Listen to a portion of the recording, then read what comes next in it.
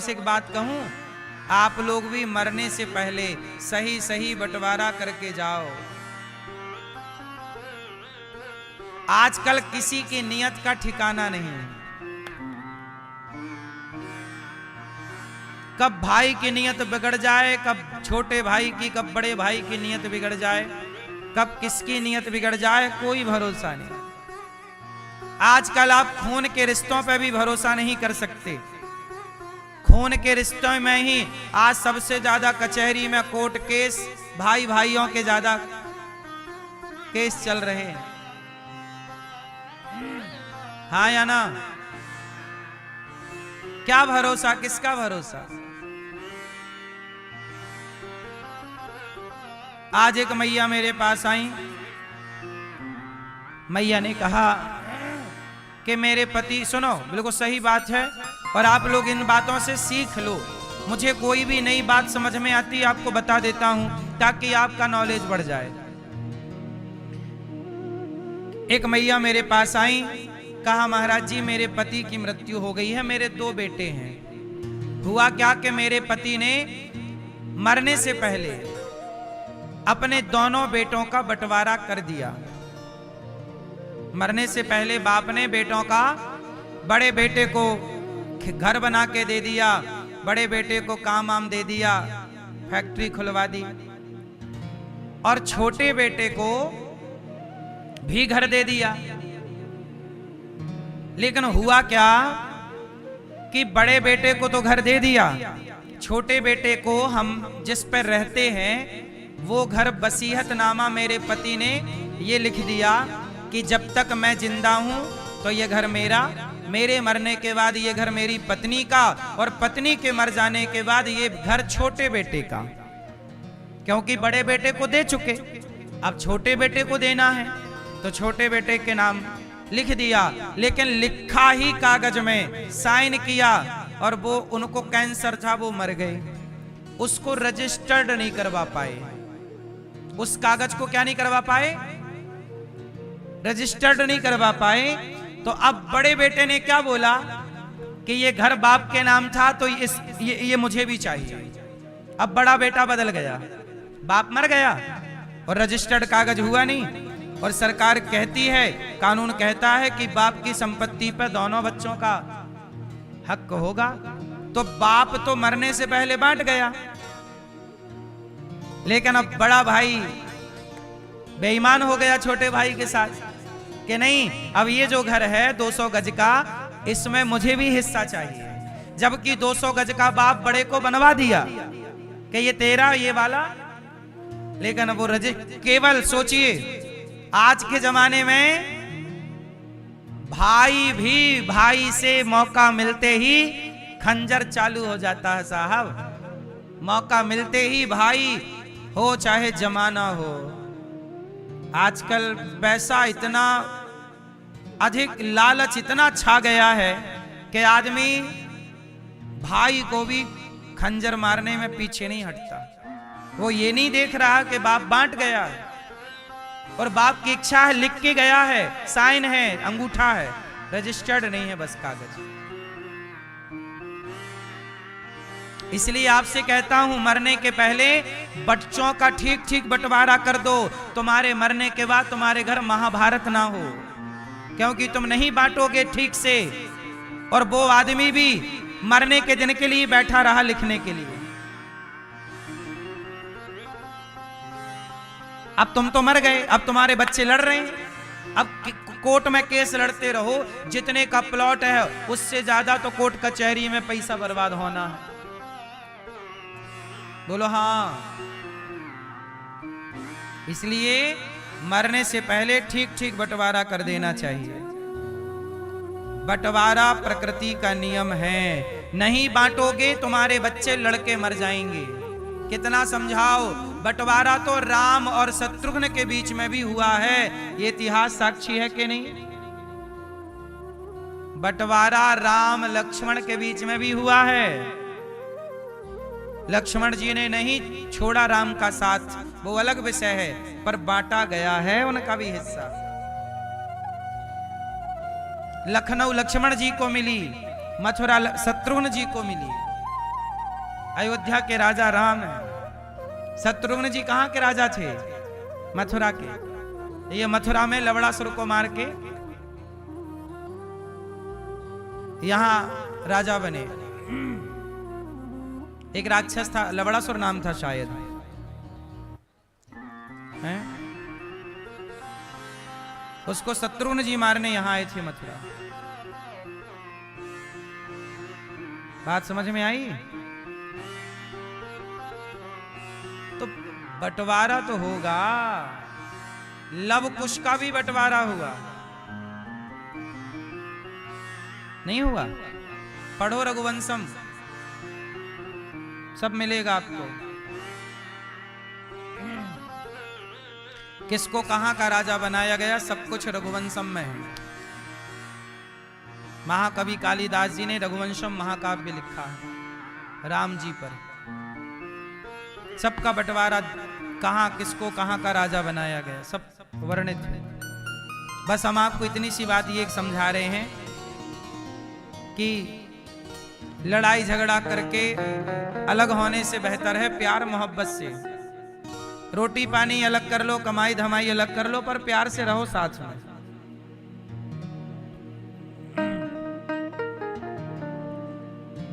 बहुत आज भी ऐसे परिवार हैं जहां पे 4 भाई आज भी साथ में रहते हैं, चारों भाइयों के बच्चे साथ में। आज भी ऐसे लोग भी हैं धरती पे, ऐसे लोग भी हैं जो आज भी रह रहे हैं, लेकिन ऐसे लोग लाखों में कोई एक है।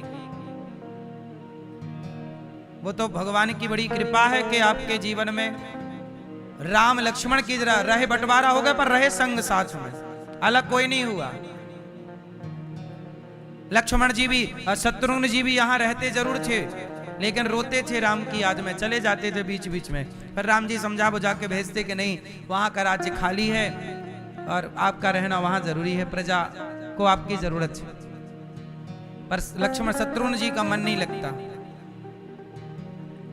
महाभारत क्यों हुआ? जमीन का ठीक ठीक बंटवारा धृतराष्ट्र करते तो ना होता, ये मूल कारण है। अब कुछ और महाभारत से जुड़ी बातें आपको समझाना जरूरी है, जिससे आपका नॉलेज बढ़ेगा, सीख बढ़ेगी और आप एक बेहतर जिंदगी जी सकते हैं कुछ सीख कर। पहला, बाप कैसा होना चाहिए? क्या धृतराष्ट्र जैसा पिता चाहिए जो भरी सभा में बेटा गलत कर रहा था? आपका बेटा गलत कर रहा हो तो आप बाप हो, रोकोगे ना, बेटा ये गलत है। पर धन्य है धृतराष्ट्र महाराज, वाह गजब का अंधापन है कि भरी सभा में बेटा तुम्हारा एक साड़ी खींचता रहा, तुम्हारी ही बहू की साड़ी उतारता रहा और धृतराष्ट्र चुप रहे, जबकि राजा थे और राजा का धर्म था कि वो न्याय करते और दुशासन को अपराधी ठहरा के जेल भेजते कि तूने भाभी के कपड़े क्यों उतारे?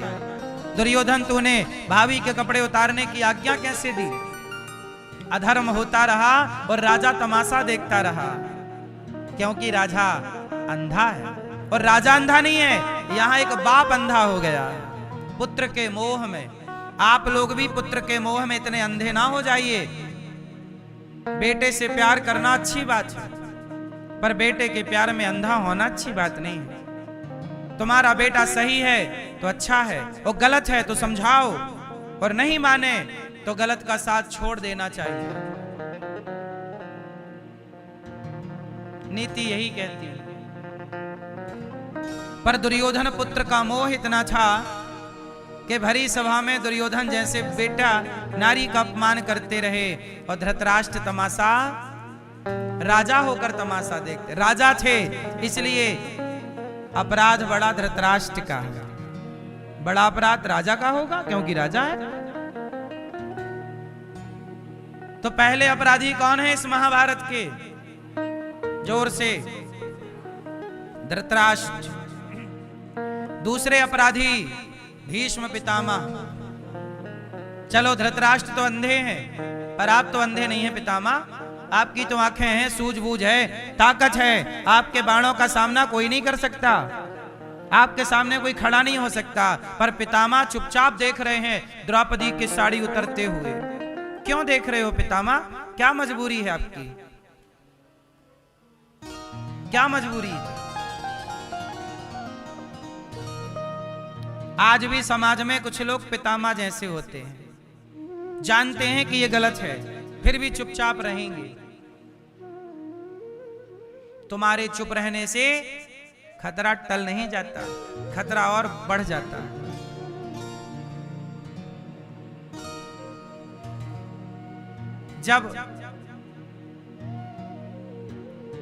जब हमारे देश में आक्रांता आने लग गए, सिकंदर आ गया, तब चाणक्य ने धनानंद को जगाया। ए धनानंद,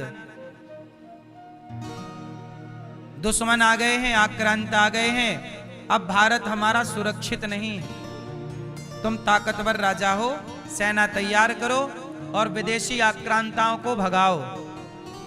धनानंद ने क्या किया? चाणक्य की बात मानने की जगह चाणक्य के ही चोटी पकड़ के अपमानित कर दिया। चाणक्य कैसे हैं? चाणक्य चुप नहीं रहे। जब देश में आक्रांता घुसे तो उन्होंने विरोध किया। पितामह की तरह चुप नहीं थे। जो समाज चुप थी वो स्वयं अपने विनाश का कारण है। आज हमारे देश में विदेशी संस्कृति आ रही है। जैसे मैं लिव इन के बारे में कहता हूं, बताइए लिव इन का कल्चर भारतीय है कि विदेशी है? लिव इन की संस्कृति भारत की है कि विदेशी है? जोर से, विदेशी है। लेकिन आज भारत में लिव इन कितना धड़ल्ले से चल रहा है, और मैं विरोध करता हूं तो कुछ न्यूज वाले मेरा ही विरोध करने लग जाते हैं। क्या करें साहब? पितामह की तरह चुप भी तो नहीं रह सकते। जब हमारे देश में अंग्रेज आए, किसी को तो बोलना पड़ेगा। पहले अंग्रेज आए थे, आज अंग्रेजों की संस्कृति आ रही है। तो अंग्रेज जितने खतरनाक थे, उससे ज्यादा खतरनाक तो उनकी संस्कृति है। और जब उनकी संस्कृति ही आप अपना लोगे तो आप हिंदू रहे कहां? आप तो अंग्रेज हो गए। आप तो अंदर से अंग्रेज हो गए। अभी तक तो अंग्रेज आपके घर के बाहर थे, अब तो अंग्रेज आपके भीतर घुस जाएंगे। संस्कृति जिसकी अपना लोगे, आप वही तो हो गए।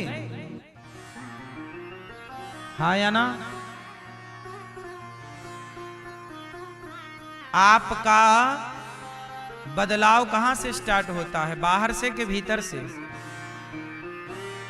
लोग बाहर से बदलते हैं कि भीतर से? बाहर का बदलना ही नहीं है, बदलना तो भीतर का है।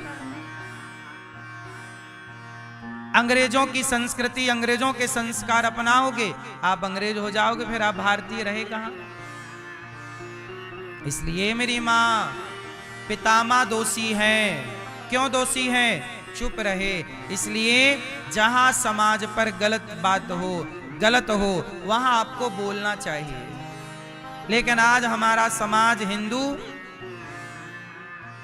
चुप रहता।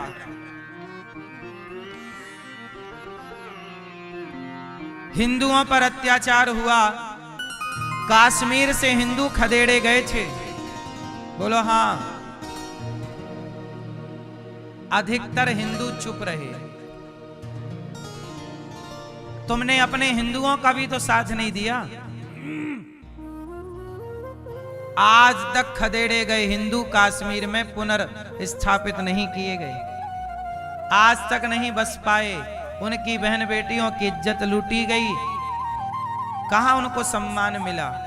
हिंदू ही साथ नहीं देगा तो तुम्हारा साथ देगा कौन? इसलिए हम सनातनियों को संगठित रहना होगा।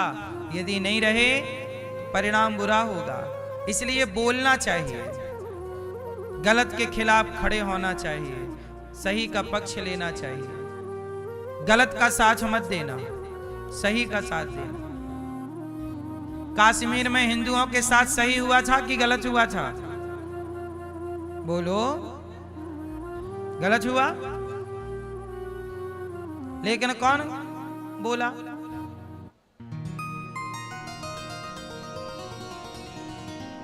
जो जरा जरा सी बात में बॉलीवुड के लोग बोलते हैं, इतना बड़ा हिंदुओं के साथ अत्याचार हुआ, कौन बोला? कौन आवाज उठाया कि भाई बसाओ? नहीं, सब गुटखा बेचने में लगे हैं, दाने दाने में केसर का दम। सब अपना अपना देख रहे हैं, अपना अपना ढोली, अपना अपना ताल, अपना अपना।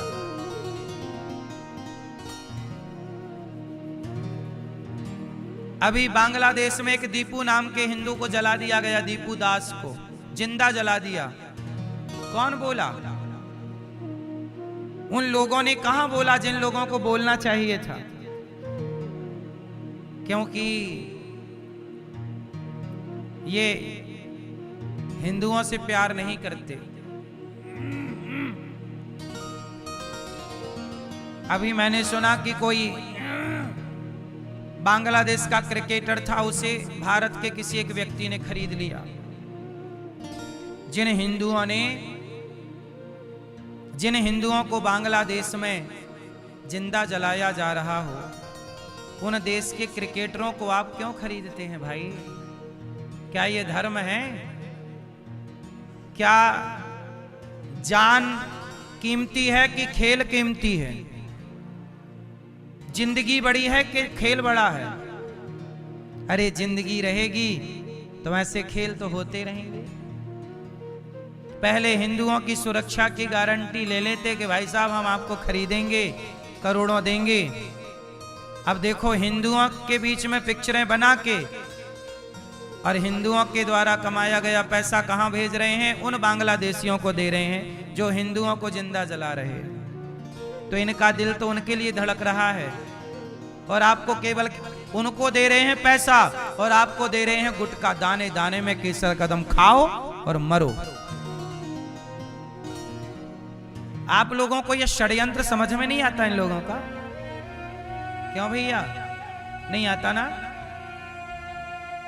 नहीं आता तो मेरी मां समझा रहा हूं, समझ लो। महाभारत किसकी गलती से हुआ? पितामह भीष्म भी हिस्सेदार हैं। तीसरा, महाभारत में गलती धृतराष्ट्र, पितामह भीष्म, और किसकी गलती है? कर्ण। कर्ण किसकी भूमिका में है? चलो बता, पूरे महाभारत में कर्ण किसकी भूमिका में है? उत्तर दो आप लोग। भैया कर्ण किसकी भूमिका में है? जोर से। मित्र। कर्ण किसकी भूमिका में है? मित्र। कर्ण किसका मित्र है? कर्ण दुर्योधन के मित्र हैं। और मित्र का धर्म क्या होता है कि मेरा मित्र यदि गलत कर रहा है तो मैं उसे गलत करने से रोकूं। मित्र का धर्म ये नहीं होता कि तू गलत कर रहा है तो मैं भी तेरा साथ दूं, तू शराब पी रहा है तो मैं भी पीने लग जाऊं, तू किसी महिला के कपड़े उतार रहा है तो मैं भी खिंचवाने लग जाऊं। ये मित्रता नहीं है। मित्रता ये है कि दुर्योधन चाहते, कर्ण चाहते तो दुर्योधन को समझाते कि भैया मित्र, ये तुमने भाभी के साथ जो किया ना ये गलत है। तुमने जुआ खेला, पांडवों को हराया, पांडवों के कपड़े उतरवा लिए। पता है आपको? पांडवों के कपड़े उतरवा लिए थे सभा में। चलो यहां तक सब सही है, पर तुम अब महिला के कपड़े उतार रहे हो भरी सभा में। बताओ क्या कर्ण को इस बात का विरोध नहीं करना चाहिए था? कर्ण को विरोध तो करना चाहिए था, लेकिन कर्ण ने दुर्योधन का विरोध करने की जगह क्या कहा? द्रौपदी तेरे तो 5 पति हैं, जैसे 5 वैसे ही 6 मुझे भी बना ले, छठवा हो जाऊंगा मैं। मित्र क्या होता है? कर्ण ने मित्र का धर्म नहीं निभाया। आप लोग क्या कहते हैं कि नहीं, कर्ण ने तो मित्र का धर्म निभाया, दुर्योधन के लिए मर गया। अरे मर जाना धर्म नहीं है साहब। धर्म तो ये है कि मेरा मित्र गलत कर रहा है, मैं उसे रोकूं, ये धर्म है। और मेरा मित्र यदि धर्म के लिए चल रहा है तो मैं धर्म के लिए उसके साथ मर जाऊं, ये धर्म है। ये नहीं कि अधर्म के लिए मर जाऊं।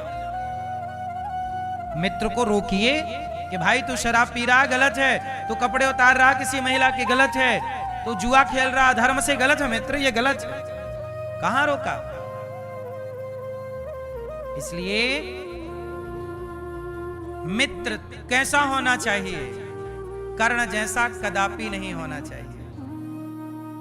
कर्ण वो मित्र हैं जो गलत में साथ दे रहे हैं। अब आप बताओ कि आपका बेटा शराब पीने लग जाए और उसका मित्र उसे समझाने की जगह और शराब पिलाए, तो आप क्या समझाओगे बेटा? उसको क्या समझाओगे? क्या भाई तूने मेरे बेटे के साथ जो किया, क्या वो दोस्त का मित्र का धर्म था? आप ही कहोगे ना, भाई तूने मेरे बेटे के साथ गलत किया। पी रहा था तो उसे रोकता कि भाई इतनी क्या पीना शराब, क्यों बिगड़ना, ये पैसा तू किसी की सेवा में लगा, किसी भूखे को रोटी दे, शराब पी के क्यों जिंदगी तबाह करता। आजकल यही तो है बाजार में, लोग क्या कहते हैं, मैं पीता नहीं हूं, दोस्त यार पिला देते हैं। ये दोस्त यार कर्ण जैसे दोस्त यार हैं, ऐसे यारों से बचना चाहिए। ये दोस्त नहीं है, ये शत्रु है, जो आपको शराब पिला रहे हैं, गांजा पिला रहे हैं, चरस दे रहे हैं, अफीम दे रहे हैं, गलत ले जा रहे हैं। ये आपके दोस्त नहीं है, ये आपके कौन है? ये दुश्मन हैं। इन आस्तीन के सांपों को पहचानिए, ये दोस्त नहीं है। कर्ण अपने मित्र की भूमिका सही ना निभा पाए, पितामह की भूमिका सही ना निभा पाए, धृतराष्ट्र राजा की भूमिका सही ना निभा पाए, और दुर्योधन देवर की भूमिका सही ना निभा पाया। हमारे सनातन में काश दुर्योधन थोड़ा लक्ष्मण जी के बारे में पढ़ लिया होता। दुर्योधन को थोड़ा, अच्छा एक बात बताएं, जब दुर्योधन था तब ऑलरेडी रामायण थी, पता है आपको? उस जमाने में भी रामायण थी, क्योंकि रामायण लिखी जा चुकी थी, क्योंकि वो त्रेता की घटना है और ये घटना द्वापर की है, तो पूरी रामायण थी। तो लक्ष्मण जी का चरित्र दुर्योधन को पता ही होगा, क्योंकि दुर्योधन भी पढ़ा लिखा तो था ही। दुर्योधन कोई मूर्ख नहीं था, बहुत पढ़ा लिखा था दुर्योधन। 10,000 हाथियों का बल था दुर्योधन के पास, बलवान था, सुंदर भी था, ताकतवर था। लक्ष्मण जी की शायद बात भूल गया कि लक्ष्मण जी ने अपनी भाभी माता सीता को मां की तरह प्यार किया और मां की तरह सम्मान दिया है। एक बार क्या हुआ कि सीता मैया के पांव की पायल और माथे की बिंदिया और हाथ की चूड़ियां राम जी ने रखी लक्ष्मण के सामने। लक्ष्मण पहचानो, इनमें से कौन सा आभूषण सीता जी का है? लक्ष्मण जी ने कहा, प्रभु ये जो पांव की पायल है ना, ये घुंघरू, ये सीता मैया के हैं, और ये माथे की बिंदिया मुझे नहीं पता किसकी है, ये हाथ की चूड़ी मुझे नहीं पता किसकी है, ये गले का हार मुझे नहीं पता किसका है। राम जी बोले, लक्ष्मण मैं जान रहा हूं ये सीता का है, पर तुम क्यों नहीं पहचान रहे हो? लक्ष्मण जी बोले, प्रभु मैंने आज तक सीता मां के केवल चरण देखे हैं। जब भी सीता मां के सामने जाता था तो नजरें झुका के चरणों में नजरें गड़ा देता था और केवल चरण देखता था। आज तक मैंने सीता मैया के मुखमंडल को नहीं देखा। ये भारत का चरित्र है कि पराई स्त्री को कभी नजर उठा के भी नहीं देखा। हमारे यहाँ के पुरुषों ने इतना आदर नारियों का किया गया है, और वो हमारी भाभी माँ है। तो एक देवर का धर्म क्या है? एक भाभी के लिए ये लक्ष्मण जी से बेहतर कोई सिखा नहीं सकता। ये दुर्योधन ने थोड़ा तो पढ़ लिया होता लक्ष्मण जी के बारे में, थोड़ा तो जानकारी हासिल कर ली होती। यदि इतना कर लिया होता तो ये द्रौपदी दुर्योधन के रिश्ते में क्या लग रही हैं? बोलो। क्योंकि धृतराष्ट्र जो हैं और पांडवों के पिता जो पांडु हैं, ये दोनों सगे भाई हैं। बोलो हाँ। तो चाचा ताऊ के ही तो हैं। तो पांडव बड़े हैं, धर्मराज युधिष्ठिर बड़े हैं, और धर्मराज युधिष्ठिर से छोटे भीम हैं, और भीम से छोटे दुर्योधन है। बोलो हाँ। तो दुर्योधन छोटा है, छोटा है मतलब देवर है। लेकिन दुर्योधन ने अपने देवर की मर्यादा का उल्लंघन किया, कपड़े उतरवाए भाभी के। तो भगवान कृष्ण ने सोचा कि धृतराष्ट्र के बेटे इतने दुष्ट हो गए हैं कि जब ये अपने सगी भाभी को नहीं छोड़ रहे हैं तो समाज की सामान्य स्त्रियों को क्या छोड़ेंगे, इसलिए इनको मार देना ही धर्म है। इसलिए पांडवों से कहा, दुर्योधन से कहा 5 गांव दे दो, नहीं दिया। अब महाभारत की तैयारी। जब आप नहीं समझते समझाने से तो फिर विनाश होता है। इसलिए कहता हूं, बाप समझाए तो समझ लो, गुरु समझाए तो समझ लो, नहीं समझोगे तो आपको फिर समय समझाएगा, और समय जब समझाएगा तो अच्छे अच्छों की अकड़ ठीक हो गई। सही है। दुर्योधन को अब महाभारत में खड़ा होना पड़ा, और महाभारत जब हुआ तो महाभारत में एक एक कौरव मरने लग गए, और जब सारे मर गए तो धृतराष्ट्र रोने लग गए। धृतराष्ट्र बोले, भीमा तुझे गले लगाऊं। अब प्यार उमड़ रहा है धृतराष्ट्र महाराज का, और ये प्यार नहीं है, घृणा है, नफरत है। दुर्योधन गले लगाओ। दुर्योधन गए, भगवान ने रोक दिया, रुको रुको रुको। वहां एक मोम का बना पुतला था भीम का, वो पकड़ा दिया, वो गले लगाया ना, धृतराष्ट्र ने चूर चूर कर दिया, तोड़ दिया। इतनी नफरत, किसने मेरे 100 बेटों को मारा है। अब धृतराष्ट्र महाराज आप सुनो, आपके 100 बेटों को भीम भैया ने नहीं मारा, आपकी मूर्खता ने, आपका गलत निर्णय ने मार डाला। सही निर्णय लिया होता और द्रौपदी का पक्ष ले लिया होता उस सभा में, तो आपके 100 बेटों की हत्या ना होती।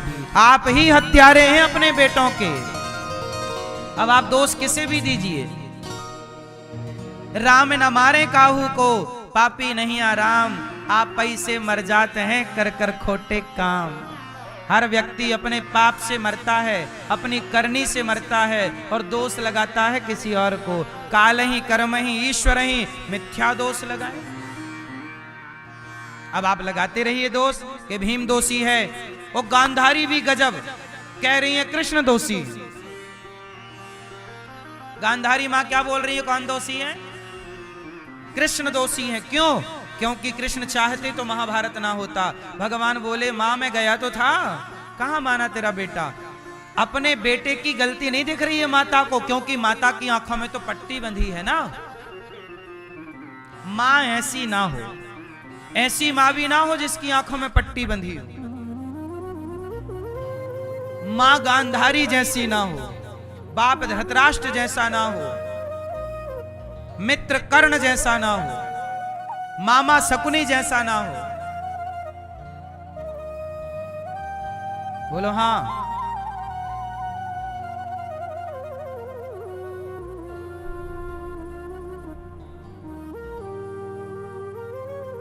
कुछ लोगों से बचना चाहिए। कई बार आपके समाज में, आपके बीच में भी ऐसे लोग घुस जाते हैं जो आपको गलत गाइड करते रहते हैं, और आप उनकी बातों में आकर के आपको लगता है ये सही बोल रहे हैं, ये सही करा रहे हैं। और वही हाल दुर्योधन का हुआ।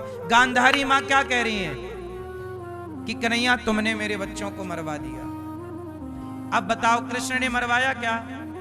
भगवान तो गए थे, भैया युद्ध ना करो, 5 गांव पांडवों को दे दो, काम बन जाएगा।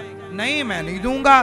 तब तो बड़ी अकड़ थी, तब माता की पट्टी नहीं उतरी आंखों की। वो पट्टी कब उतरी? दुर्योधन कल आ जाना सारे कपड़े उतार के, कल आना, कल मैं तुझे निर्वस्त्र देखूंगी, कल आना। दुर्योधन चला डिंग डोंग होके, मां ने बुलाया है, मां। भगवान बोले, भगवान पकड़ गए, भगवान ने पकड़ लिया। कहां जा रहा है दुर्योधन? अब दुर्योधन छिप गया पेड़ के पीछे, क्योंकि नंग धड़ंग था ना, पेड़ के पीछे जाके छिप गया। भगवान बोले, काहे छिप रहे हो? और ये बताओ कि आज तुमने कपड़े नहीं पहने, क्या कपड़े नहीं है घर में, क्या सूखे नहीं? अरे बोले कपड़े वपड़े सब कुछ हैं। वो माँ ने कहा है कि आज थोड़ा कपड़े उतार के आना है। क्यों? देखेगी माँ, आज आंखों की पट्टी हटाएगी माँ, और अपने बेटे को देखेगी माँ, और माँ की नजर उसके शरीर में जहां जहां पड़ेगी, उसका शरीर उसके गांधारी के तप के बल से वज्र का हो जाएगा। भगवान समझ गए कि इसकी माँ इसको अमर करना चाहती है। भगवान ने कहा देखो, छोटे थे तब तो नंगे पड़े रहते थे माँ की गोद में, सुसु सब करते थे, तब तो कोई बात नहीं, हर बच्चा अपनी माँ की गोद में सुसु छिच्छी करता रहता। अब तो बड़े हो गए हो, अब नंगे जाओगे अच्छा लगेगा, कुछ तो ढक लो, कमर मर तो ढक लो। तो भगवान ने केले के पत्ते की टॉवेल बना दी, कहा इसको लपेट लो, लपेटवा दिया और चला दुर्योधन, मां मैं आ गया आ गया। और जब दुर्योधन आया तो मां ने कहा कोई कपड़ा तो नहीं है? नहीं कपड़ा तो नहीं है, क्योंकि कपड़े थे नहीं, पत्ते थे। मां ने उतारी पट्टी। पहली बार गांधारी ने विवाह के बाद पहली बार आंखों से पट्टी हटाई। पट्टी हटाई तो गांधारी भी तो पतिव्रता नारी है ही। देखो ये सब सामान्य लोग नहीं हैं तो सब भगवान को, भगवान का स्पर्श, भगवान का दर्शन कई बार इन लोगों को हुआ है, तो ये सामान्य तो है नहीं। लेकिन अब जैसा उनका उस लीला में क्रम था वैसी बात कही जाएगी। सामान्य कोई नहीं है इनमें से। गांधारी ने कहा कि ठीक है आओ, पट्टी हटाई और गांधारी की नजर पड़ी। पूरा शरीर देखा माने, और जहां जहां नजर गई वो शरीर दुर्योधन का क्या बनता गया? मजबूत, वज्र की तरह। इतना मजबूत हो गया कि वो इंद्र के वज्र से भी अब कट नहीं सकता। देखो ये नारी, पतिव्रता नारी की तपस्या है। लेकिन मां ने कहा कि ये जांघों को तूने ढक रखा है, तेरी जांघें कमजोर रह गई। क्या हुआ, जांघें क्यों ढकी? अरे मां वो भगवान कन्हैया बोले कि ढक लो, तुम ढक लो। गांधारी बोली ये कृष्ण है छलिया, इसने मेरे बच्चे को मरवाया है। क्या करते भगवान? गांधारी मां, ये तुम्हारा बेटा भरी सभा में भाभी के कपड़े उतार रहा था। यदि ये वज्र का हो गया, ये अमर हो गया, तो कल ना जाने कितनी नारियों के भरी सभा में ये कपड़े उतारेगा। तब तो तुम्हारी पट्टी नहीं उतरी आंखों से जब द्रौपदी के कपड़े उतारे गए। अब तुम इस व्यक्ति को बचाने के लिए पट्टी हटा के खड़ी हो गई। बाद में गांधारी ने भगवान कृष्ण को शाप दे दिया, जाओ कृष्ण, जैसे मेरे पुत्र पौत्रादि आपस में लड़कर के मरे हैं, तुम्हारा वंश भी आपस में तुम सब लड़कर के समाप्त हो जाओगे। इसलिए भगवान श्री कृष्ण के 56 करोड़ यदुवंशी आपस में लड़के समाप्त हो गए। 56 करोड़। भगवान कृष्ण के सामने कितने लोग मारे गए? उनके परिवारी 56 करोड़ यदुवंशी आपस में। किसके कारण? गांधारी मां के शाप के कारण। गलती किसकी है? सच बताओ, महाभारत में गलती किसकी थी? क्या भगवान कृष्ण की गलती है? लेकिन भगवान को सजा मिली और भगवान ने गांधारी मां के शाप को स्वीकार किया। क्या करते? दुर्योधन महाभारत में मारा गया, जंघा तोड़ दी भीम भैया ने, गदा से तोड़ दी। दुर्योधन बोला कि अब तड़प रहा है दुर्योधन। तभी गुरु द्रोणाचार्य के पुत्र अश्वत्थामा आ गए और अश्वत्थामा ने कहा कि मित्र, आपने मुझे सेनापति बनाया होता तो मैं आपकी मदद जरूर करता। दुर्योधन बोला अब बनाया जाओ। अच्छा एक बात बताओ, दुर्योधन की ये पूरे महाभारत की कथा से आपको क्या मैसेज मिला, क्या सीख मिली? क्या दुर्योधन जैसा आचरण आपको करना चाहिए? बोलो। क्या धृतराष्ट्र जैसे पिता बन के अंधे रहोगे कि बेटा कुछ भी करे क्योंकि आपका बेटा है तो कर बेटा। क्या माँ पट्टी बांध के बैठोगी कि मेरा बेटा है तू कुछ भी कर, जा तू मेरा बेटा है इसलिए तू कुछ भी कर जा? नहीं। तू मेरा मित्र है इसलिए कुछ भी कर क्योंकि तेरा मित्र पावरफुल है, जा। क्या ये? नहीं। ये सारी कथा आपके लिए, ये सारा क्रम आपके लिए, कि जो गलती इतिहास में हुई वो गलती अब आपसे इसलिए इतिहास सुना जाता है कि जो गलतियां हुई वो अब ना हो, अब ना दोहराई जाएं, क्योंकि उनका परिणाम समाज पे बुरा पड़ता है। अब गुरु द्रोणाचार्य जी के बेटे की कहानी स्टार्ट हो गई। गुरु द्रोणाचार्य सुना है नाम आपने? गुरु द्रोणाचार्य के पुत्र का नाम है अश्वत्थामा। अच्छा, गुरु द्रोणाचार्य सही है कि गलत है? उत्तर है कौरवों का साथ देकर के सही किया कि गलत किया है? फिर किसका साथ देते? गुरु द्रोणाचार्य साथ देकर, यहां साथ देकर सही या गलत यहां नहीं है। यहां तो उन्होंने दुर्योधन का नमक खाया था तो उस नमक का ऋण चुकाना था, चुकाया। पर गुरु द्रोणाचार्य से एक गलती पहले हो चुकी है। क्या गलती हुई है जानते हैं? गुरु द्रोणाचार्य ने एक बच्चे को, जब वो अर्जुन को शिक्षा दे रहे थे तो दूर खड़े एकलव्य ने भी शिक्षा ग्रहण कर ली। और जब ये बात गुरु द्रोणाचार्य को पता चली कि इसने तो धनुर्विद्या सीख ली और मेरे अर्जुन से भी ज्यादा बड़ा धनुर्धर बन गया, क्योंकि कुत्ता भौंक रहा था तो कुत्ते के मुंह पे बाण मार दिए एकलव्य ने, उसके खरोंच नहीं आई और वो चुपचाप चला गया। ये दृश्य जब देखा गुरु द्रोणाचार्य ने, समझ गए कि ये सामान्य धनुर्धर नहीं है। एकलव्य चरणों में गिरे, कहा तेरे गुरु कौन है?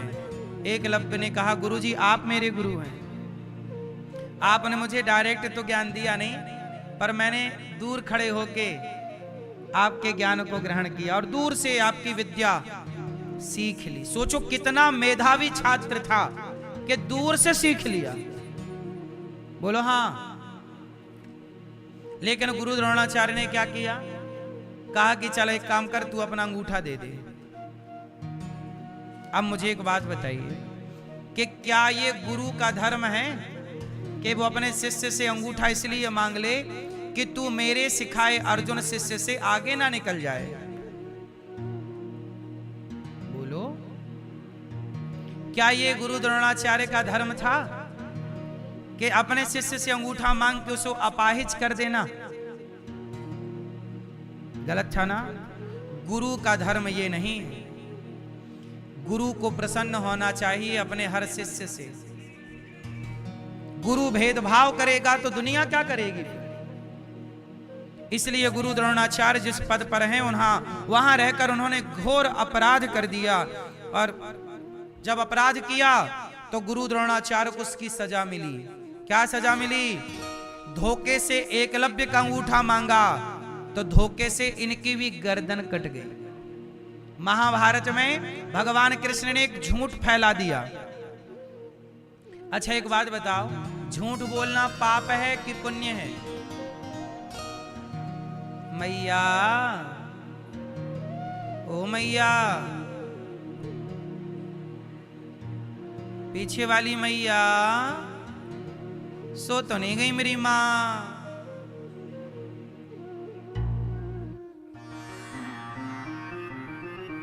झूठ बोलना पाप है कि पुण्य है? पाप है ना?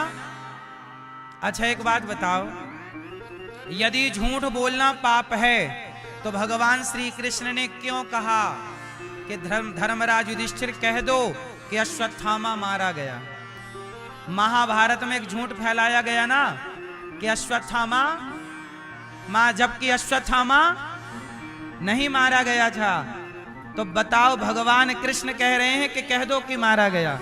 अब ये बताओ झूठ बोलना पाप है, तो कृष्ण क्यों कह रहे हैं कि कह दो कि मारा गया? चलो अब उत्तर आप दो, बैठे बैठे।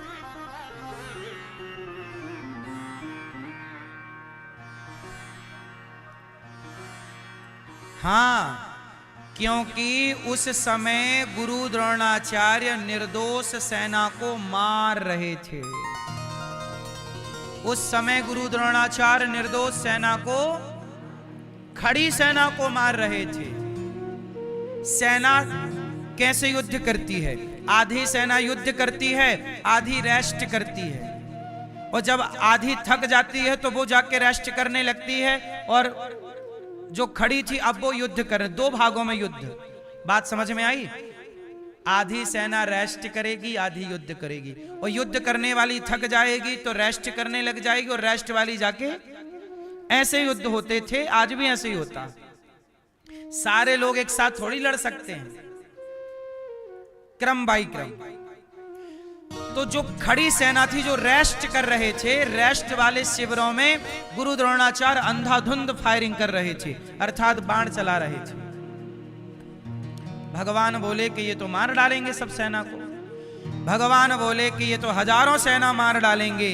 यदि मेरे झूठ बोलने से निर्दोष सेना बच रही हो तो वहां झूठ बोल देना चाहिए, जहां आपके झूठ से औरों के प्राणों की रक्षा हो रही हो। इसलिए भगवान ने वहां कहा कि कह दो अश्वत्थामा। लेकिन धर्मराज बोले मैं नहीं बोलूंगा। क्यों नहीं बोलोगे? बोले मैं झूठ नहीं बोलता। देखो भगवान की बात नहीं मान रहे, नहीं बोलूंगा। कोई बात। अच्छा ऐसा है, भीम भैया को बोला, यहां ये अश्वत्थामा नाम का एक हाथी था, बोले इसको मार देते। और आप बोल देना कि अश्वत्थामा मार गया, मारा गया, क्योंकि हाथी तो मारा ही गया जिसका नाम अश्वत्थामा, मार दिया।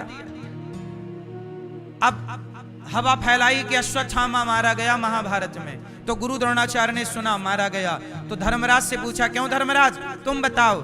देखो गुरु द्रोणाचार्य को अपने शत्रु पक्ष पर, धर्मराज पर कितना भरोसा था। बताओ अश्वत्थामा मारा गया?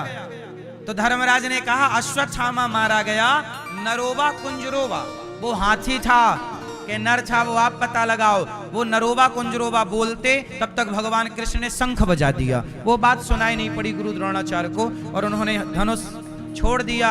और तभी धृष्टद्युम्न आते हैं, और धृष्टद्युम्न ने गुरु द्रोणाचार्य का सिर काट दिया। आपने अधर्म से अंगूठा काटा तो आपका भी सिर काटा जाएगा। आपने अधर्म किया है तो आपके साथ भी अधर्म होगा। यही धर्म है।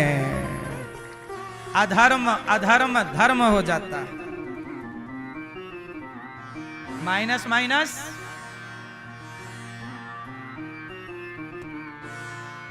माइनस माइनस प्लस हो जाता है, तो अधर्म अधर्म धर्म हो जाता है। तुमने भी अधर्म किया तो तुम्हारे संग भी होगा। फिर मत रोना कि हमारे साथ ऐसा। हाँ हाँ, तुमने भी तो किया था। अच्छा सुनो, भगवान राम बाली को कैसे मारे? धर्म से कि अधर्म से? राम जी ने बाली को सामने से मारा के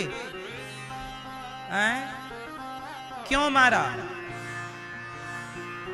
क्यों मारा? क्या राम जी सामने से नहीं मार सकते थे? मार सकते थे। क्यों नहीं मारा? इसलिए नहीं मारा कि सामने जाके यदि राम खड़े हो जाते तो बाली राम की शरण में आ जाता, और शरण में आता तो शरण में आए हुए को राम कभी ना मारते।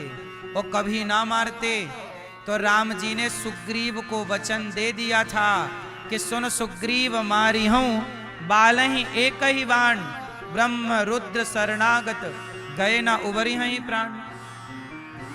राम जी ने सुग्रीव को एक वचन दे दिया कि मैं बाली को एक ही बाण से मारूंगा। अब यदि राम जी सामने खड़े होते तो बाली राम जी की क्या आ जाता?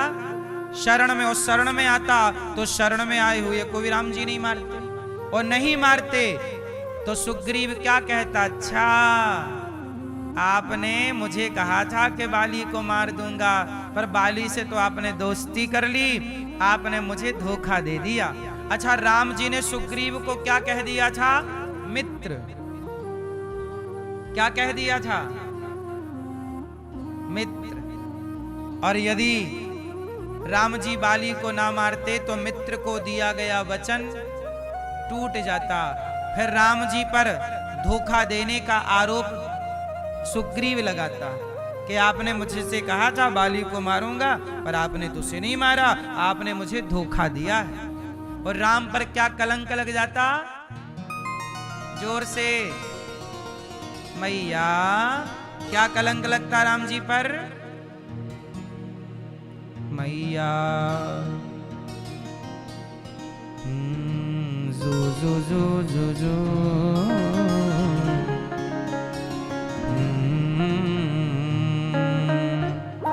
सो जा मेरी मैया प्यारी, सो जा मेरी मैया। लोरी सुनाऊं प्यारी, सो जा मेरी मैया।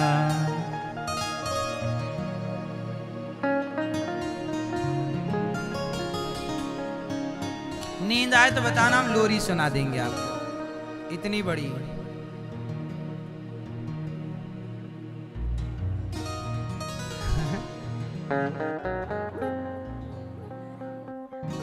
मैया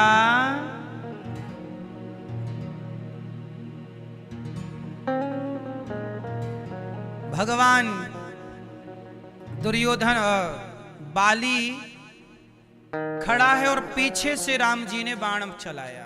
दूर, पीछे से नहीं, पेड़ की ओट में नीचे खड़े हैं, दूर से राम जी ने बाण मारा।